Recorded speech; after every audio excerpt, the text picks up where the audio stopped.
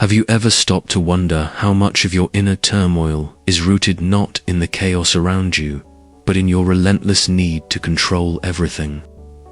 I'm not just talking about your job, your bills, your daily routine. I mean the deeper kind of control, the one that silently demands to know exactly what tomorrow holds, to define precisely who you are, what you want, and where you're headed. Society has conditioned us to chase after absolute certainty, as if life was some kind of equation waiting to be solved. But here's the uncomfortable truth. The truth most people are too afraid to face. It is this obsession with certainty that quietly steals the peace you're so desperately searching for. Maybe you're feeling exhausted, not just tired, but emotionally drained from trying to predict the unpredictable, from building flawless plans only to watch them crumble the moment reality shifts. Maybe you're stuck in that anxious in-between space where uncertainty becomes a threat, and every unknown feels like an enemy lurking in the shadows.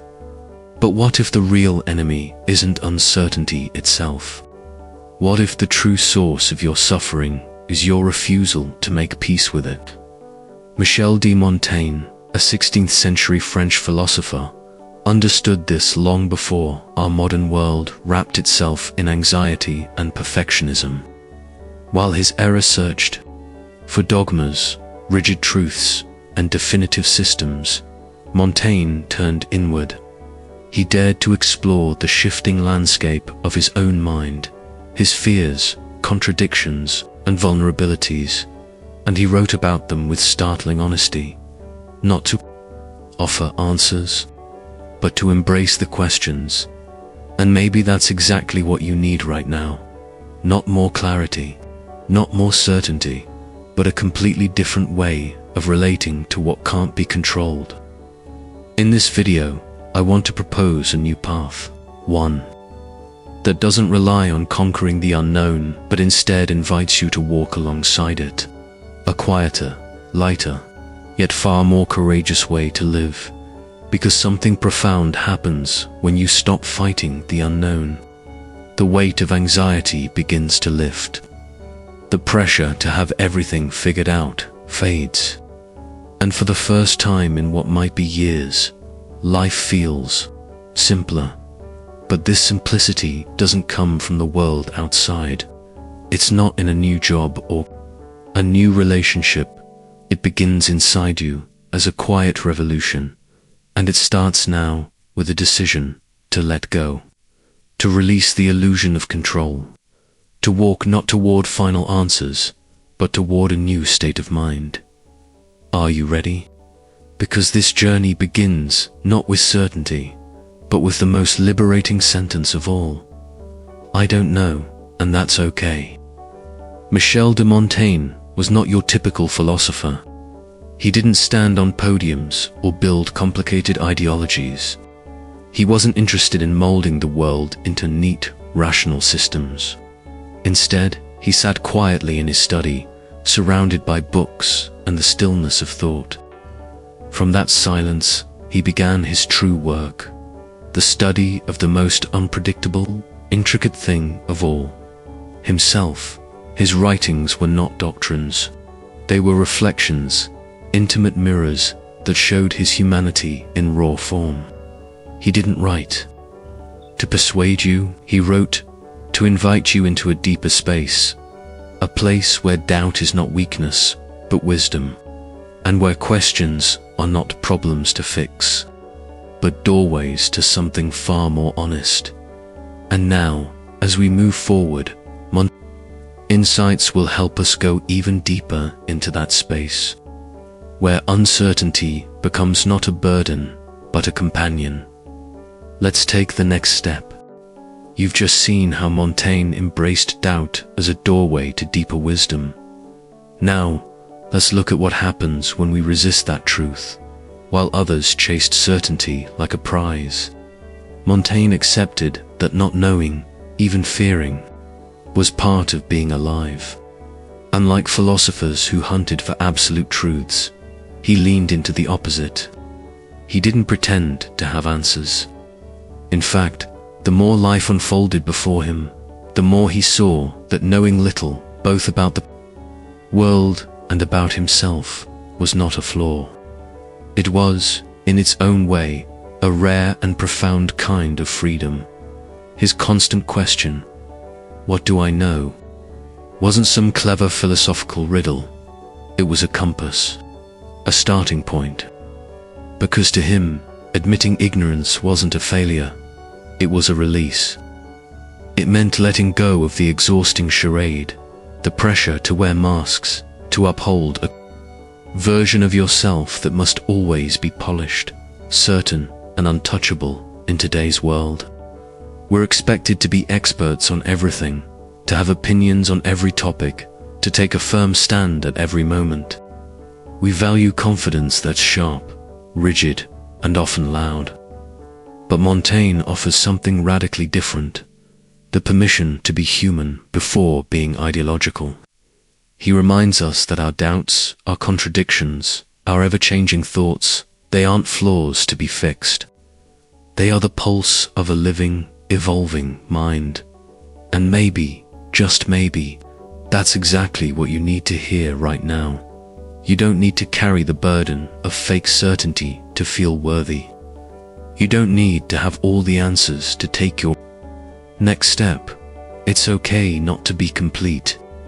It's okay to still be figuring things out. Montaigne allowed himself to change. He openly contradicted his past beliefs. He welcomed the fact that what made sense to him yesterday might feel wrong today. He didn't fight that. He embraced it with gentleness, with humor. Even with awe, he understood that living isn't about conquering the world with rigid ideas. It's about moving through it with curiosity, flexibility, and an open heart. And that's precisely why Montaigne's voice still matters so deeply today. In an age where everyone's yelling their truth from a soapbox, he whispers something quieter, more enduring. In a world addicted to certainty, he teaches the quiet strength of doubt.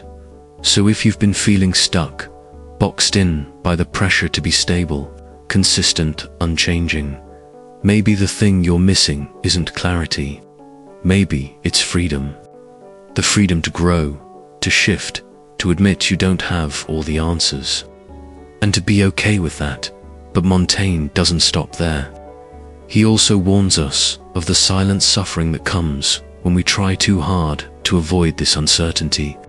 Because the more we try to dominate life with control, the more it slips through our fingers. And that's exactly what we'll explore next. The quiet, corrosive pain that grows from our desperate attempts to control the uncontrollable. Let's keep going. You've seen how Montaigne embraced the idea of flowing with life rather than fighting it. Now let's dive into the cost of resisting that. Natural flow, trying to control everything, isn't just exhausting, it's corrosive. It slowly turns you into a captive of your own expectations, a constant overseer of worst-case scenarios that may never come. And this relentless internal surveillance has a name: anxiety. At its root, anxiety is not just fear. It's the aching hunger for certainty in a world that simply doesn't offer it. Most people live with this low-level panic, always alert, scanning for what might go wrong, hoping that being prepared for disaster will somehow protect them. It's like driving with white-knuckled tension, eyes darting at every shadow on the road, believing that if you see the curve early enough, you can avoid the crash. But what if the danger isn't on the road? It's in the way you're gripping the wheel. Montaigne saw this long before psychologists gave it a name. He understood that trying to predict the future is a declaration of war against reality. And when you're at war with reality, you lose every time. The deepest pain often doesn't come from what life throws at us. It comes from our resistance to it, from our insistence that things must be different than they are. That resistance, that stubborn refusal to let life be what it is, becomes the very thing that crushes us. And Montaigne, with his rare clarity, didn't sugarcoat this. He faced his pain, his doubts, his losses, not as mistakes to be erased, but as necessary and honest chapters of life.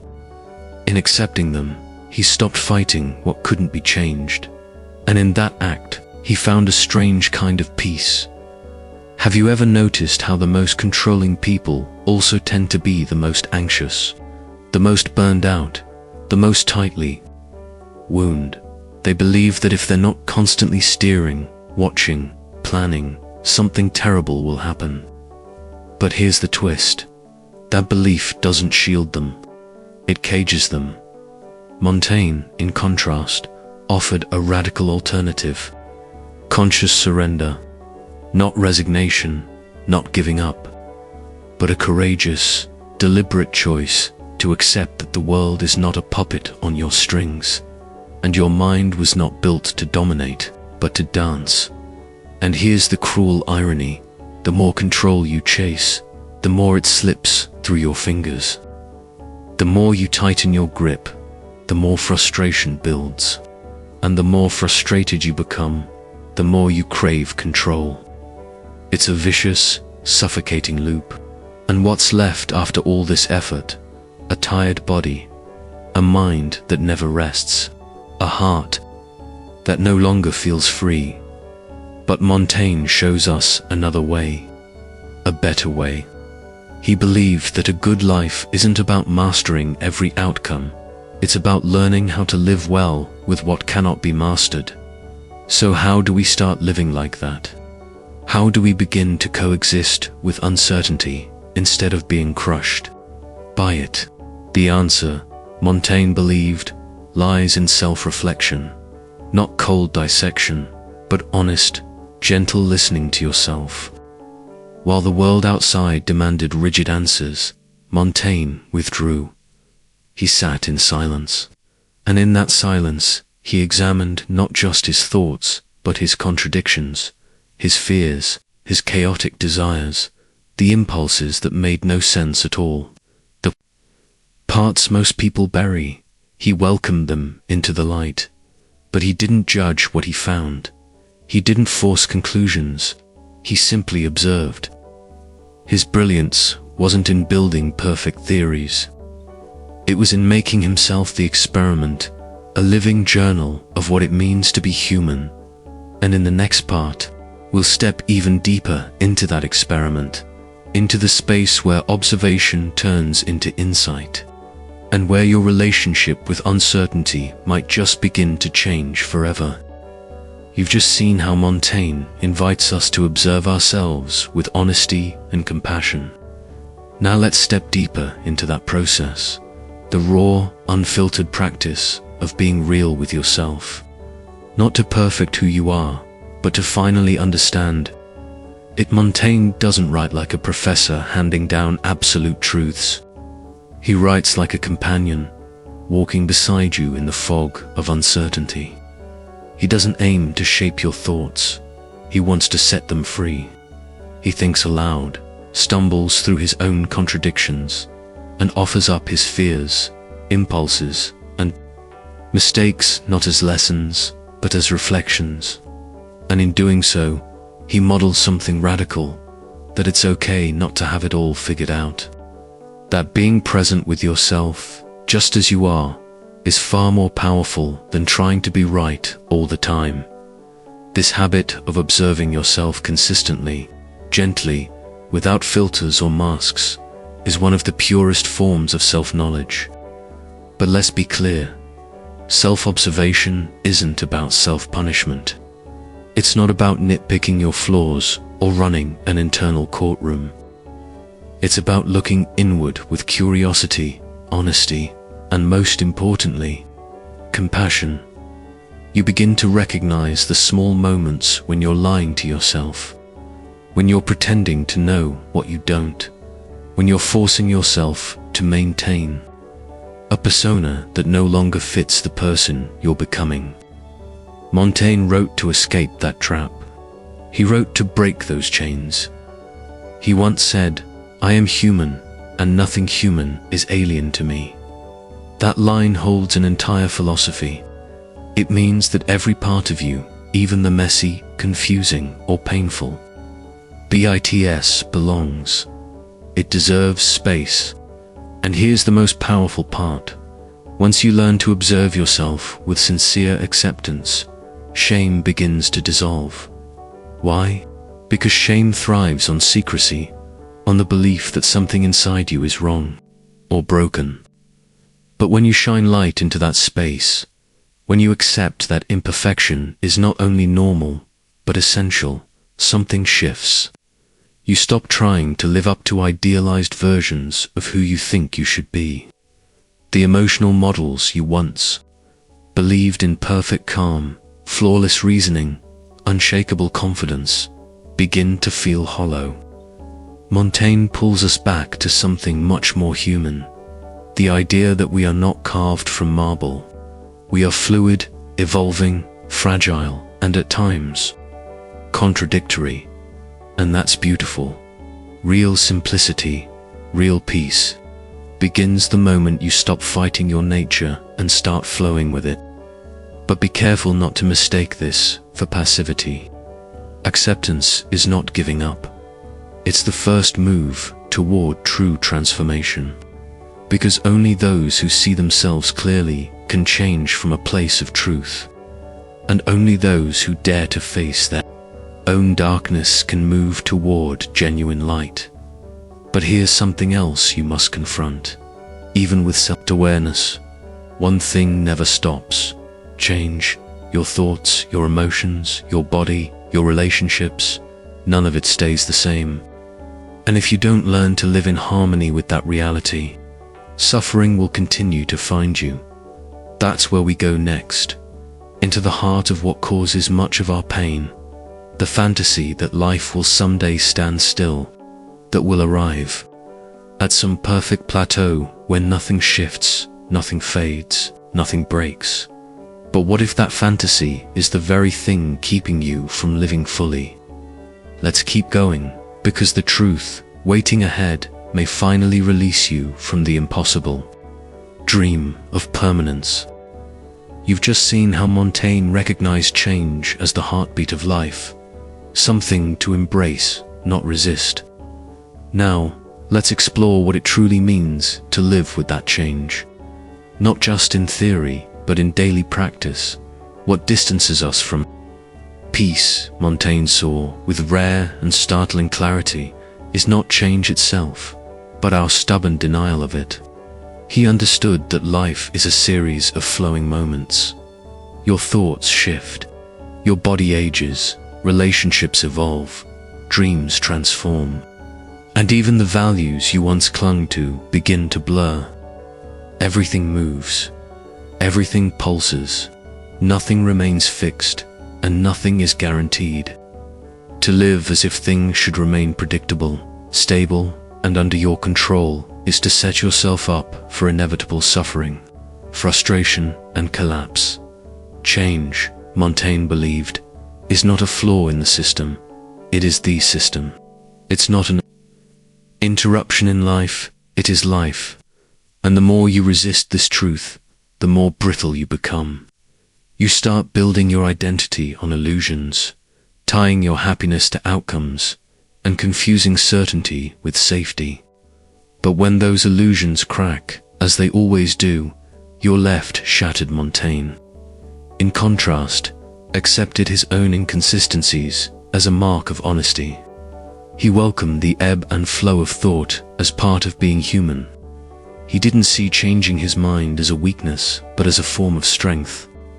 He once provocatively declared that constancy is the virtue of mechanical minds, and he meant it. For him, the goal wasn't to fix himself into a rigid, idealized version of a person. The goal was to dance with impermanence, to live with presence, not perfection. Think about it. How many of your deepest fears are tied to change? The fear of losing someone, the fear of losing a job, the fear that the life you know could unravel. But what if just for a moment, You stopped treating every change as a crisis and started seeing it as part of the evolution you were meant to experience. Embracing change doesn't mean giving up. It means giving in, not in surrender, but in partnership with reality. It's choosing to ride the current rather than trying to build a dam against the sea.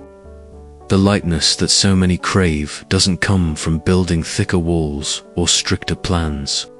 It comes from internal flexibility, from the willingness to let go, to adapt, to begin again.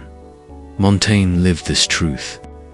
Long before mindfulness became a buzzword, he practiced the kind of reflection that grounds you in the now. But he didn't stop at simply accepting impermanence. He wanted to know, how do we live well in the face of constant change? How do we remain sane when the world around us and within us is always shifting? This is where philosophy meets reality, and it's where Montaigne's genius shines brightest. He didn't write ivory tower theories, meant to impress intellectuals. He wrote from the ground, from his own experience, his aging body, his fears of death, his sadness and insecurities. His texts are not decorative thoughts, they are tools for survival. He offered something deeper than answers, habits of mind, internal rituals, a daily practice of mental clarity that gives you something steady to hold on to, not outside, but within. And perhaps this is his greatest legacy, the idea that thinking, when done with sincerity and humility, is a form of emotional self-defense. That reflecting on your own life, not to control it, but to understand it, is how you reduce suffering and live with more courage. But understanding this is just the first step. The real challenge, the one Montaigne prepares us for, is applying it. So how exactly do we live with uncertainty without being swallowed by it? What does it look like to build inner rituals that ground us, to shape a mindset that thrives even when life refuses to offer stability? That's where we're heading next, into the practical wisdom Montaigne left behind, and how you can use it, starting today, to build a stronger, freer mind. You've just seen that true peace begins not with control, but with releasing it. Now, let's dive into the practices that make this mindset a reality. Not once, but every single day. Living well with uncertainty, as Montaigne understood, is not a passive state of surrender. It's an active, deliberate practice. It's a re-education of the mind, not through rigid, forced routines, but through consistent, thoughtful commitment to your own inner freedom. And yes, it takes discipline. Not the kind you associate with punishment or rigidity, but the discipline of returning, again and again, to what matters: clarity, presence, and self-honesty. So, how do we train our minds to live more freely in a world we cannot control? Here are 5 powerful principles drawn from Montaigne's life and writings that can truly reshape the way you respond to uncertainty. First, question your certainties. Every time you feel completely convinced of something, pause. Take a breath. Ask yourself, is this true, or is this a defense against the discomfort of not knowing? Absolute certainty is often fear in disguise. Montaigne practiced this constantly, not out of doubt in himself, but out of wisdom. He knew that the most dangerous thoughts are the ones you never question, the ones you mistake for truth simply because they're familiar. Learning to gently doubt yourself is not weakness, it's intellectual humility, and it keeps you awake to life. Second, make self-reflection a daily ritual. Write. It doesn't matter if it's in a private journal, a letter you'll never send, or just notes scribbled during moments of clarity. Putting your thoughts on paper is like turning on a light in a dark room. Montaigne did this for decades, not to impress, but to understand. Writing helped him organize the chaos in his mind. It helped him make his inner world a place he could live in peacefully. You can do the same. Third, embrace impermanence as your anchor. Yes, make plans, set goals, but be ready to release them when life shifts, because it will. Clinging to rigid expectations only sets you up for suffering. True strength lies in flexibility.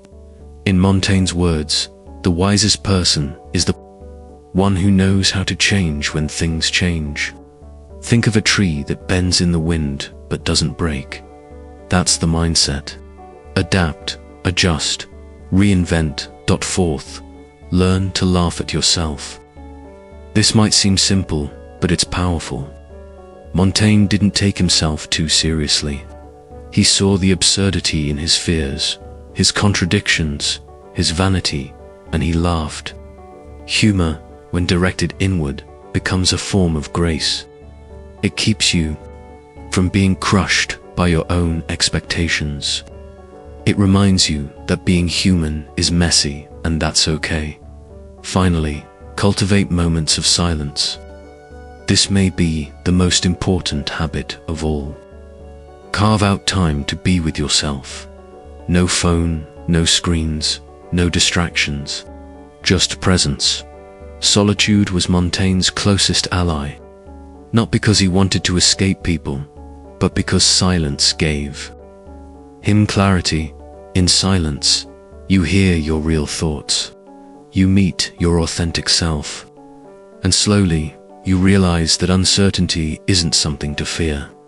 It becomes the very space where new ideas are born, where new paths can begin.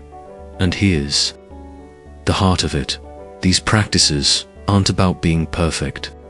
They're about becoming free. The freedom to be yourself without needing all the answers. The freedom to live lightly even when nothing feels stable. The freedom to belong to yourself, not to your fears, not to external opinions, and not to a script someone else wrote for your life. This brings us to the final chapter of this journey, where we'll explore one of Montaigne's most beautiful and radical ideas, that inner freedom is not the absence of chaos, but the decision to move through it with grace. Because in the end, Montaigne didn't want you to survive the chaos. He wanted you to dance with it. And that dance begins now. You've just seen how letting go of control doesn't mean weakness. It means finally choosing peace over struggle. Now let's return to one powerful truth. Everything changes. Disappointments will come. Plans will collapse. Feelings that once felt eternal will fade. And none of this is a personal failure. It's simply the nature of life. Montaigne saw this with a clarity most of us spend our lives avoiding. He understood that suffering isn't born from change itself, but from our stubborn resistance to it. We hurt not because life moves, but because we refuse to move with it. We try to freeze a moment, a feeling, a relationship, and when it inevitably shifts, we break. But something extraordinary happens when you stop fighting the current. When you stop insisting that life go your way. A quiet shift begins within you. You stop clenching your fists at every twist of fate. You stop overthinking, overplanning, overstressing. Rigidity softens. Anxiety loses its grip. And in its place, something deeper and steadier arises. A calm not based on answers, but on acceptance.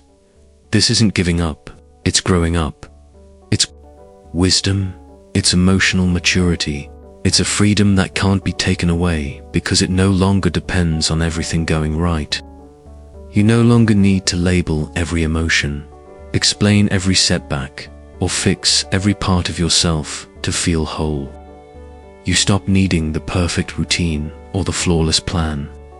Life, Montaigne reminds us, doesn't demand perfection.